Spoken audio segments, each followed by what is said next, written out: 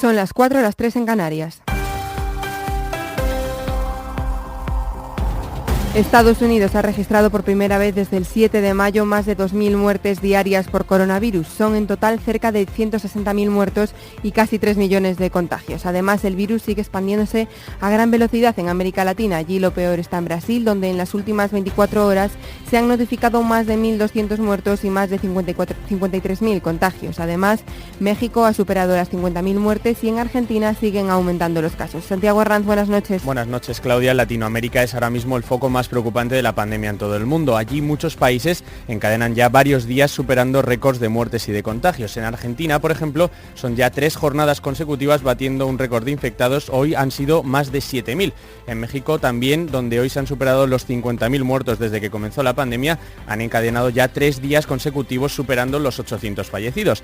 En Brasil, Bolsonaro ha dicho que el país probablemente supere hoy los 100.000 muertos por el virus, pero que hay que seguir adelante y buscar una manera, dice, de resolver el problema. Es por ello que ha aprobado un crédito extraordinario de 2 billones de reales para la producción de la vacuna de Oxford, aunque mientras esperan a que esta sea efectiva. ¿Quién no quiere tomar cloroquina?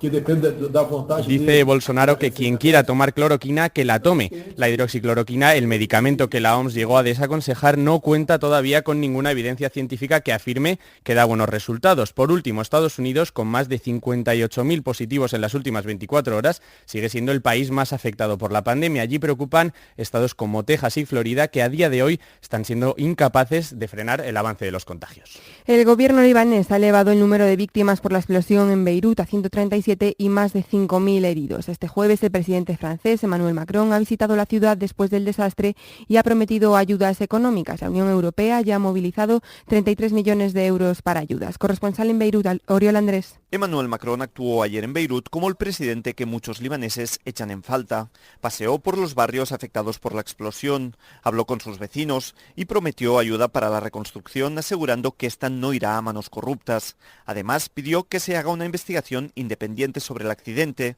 Lo describió como una deuda hacia las víctimas y sus familias por parte de las autoridades libanesas. Una élite política sectaria y corrupta con la que se reunió no sin antes leerles la cartilla. Más allá de la explosión, sabemos que la crisis aquí es grave y hay responsabilidades históricas de los líderes. Es una crisis política, moral, económica y financiera. No fueron pocos los libaneses que buscaron en Macron el consuelo que sus líderes no les han dado. No solo permitieron con su negligencia que sucediera la explosión, sino que ahora han delegado las tareas de recuperación a la entusiasta solidaridad de los ciudadanos. Y la Dirección General de Tráfico ha publicado su balance global de 2019 y la mayor parte de los muertos de tráfico en España son peatones, ciclistas o motoristas. Por primera vez, los usuarios vulnerables son más de la mitad de las víctimas y también por primera vez en la historia han muerto menos de 900 personas en carreteras secundarias. Teresa Rubio. En total han sido 1.755 muertes. Un 53% eran peatones, ciclistas o motoristas. Es la primera vez en la historia que los usuarios vulnerables suponen más de la mitad de las víctimas mortales. En Ciudad, donde el número de fallecidos aumentó un 6%, ese porcentaje de vulnerables supera el 80%.